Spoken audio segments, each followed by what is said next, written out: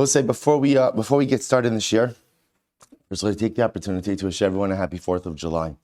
And it's incredibly important. You know, there was an interesting article that I saw yesterday that the city of Orlando, I don't know if anyone saw this story, the municipality of Orlando put out a message on their Twitter, what do you call it, Twitter page, Twitter feed, on their Twitter, okay, whatever, they put out a message and wishing everyone a happy 4th of July.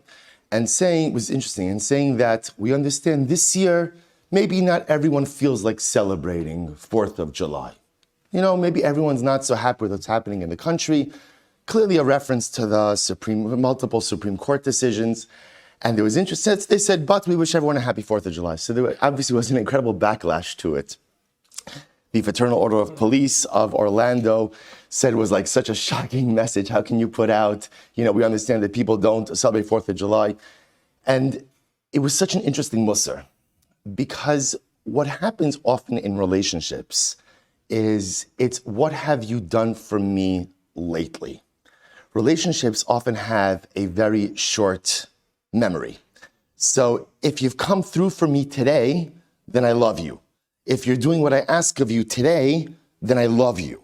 But if you've disappointed me, you did something I don't like, I hate you. But one second, but we have over 200 years of wonderful relationship history. There's so many wonderful things that have happened in the past.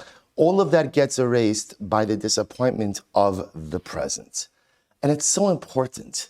In any relationship, there are ups and downs. But the goal is always, even in the midst of the downs, the goal is always to focus and to remember that which is beautiful, that which is good. We are privileged to be citizens of this country. And as much as Jews, like Rabbi Nachman says, L'chol mokom shani holech, ani holech li'eretz Yisrael. Every step that I take, I'm always walking closer to Eretz Yisrael. And that's where my heart is, and that is where my soul is. And halavai, one day my body will catch up with my heart and my soul. But right now we're here. Right now we're here.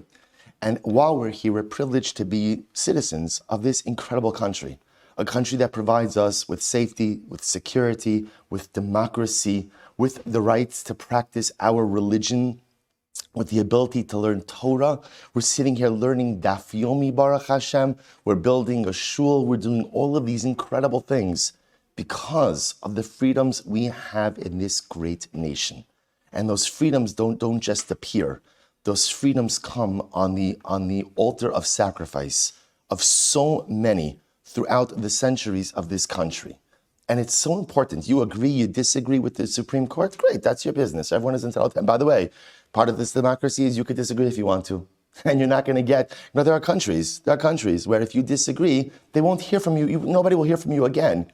Here, you could be as crazy as you want, pretty much as crazy as you want, right? And your free speech is safeguarded. So you want to disagree with the Supreme Court, you want to disagree with anything you want, gay gesunte hate, as they say, right? Do whatever, disagree to your heart's content, but appreciate the fact that you can disagree, and appreciate the fact that we live in this wonderful country which gives us so much.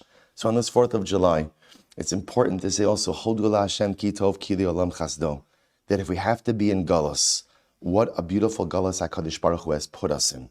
And what an incredible country HaKadosh Baruch Hu has allowed us to reside in. Voice your opinions. Be unhappy with whatever you want to be unhappy with. But make sure that unhappiness never clouds the beautiful bracha that is the United States of America.